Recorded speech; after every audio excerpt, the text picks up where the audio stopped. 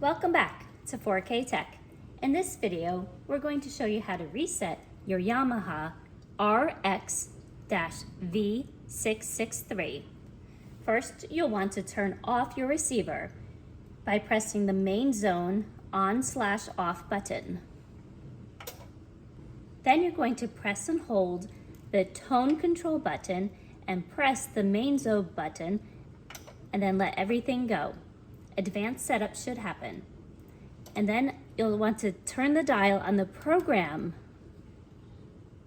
until it says initial cancel, and then press the tone control.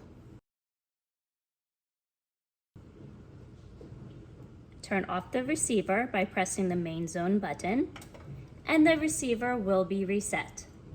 I hope this tip has been helpful. Thanks for watching. Please like, subscribe, and turn on the notifications.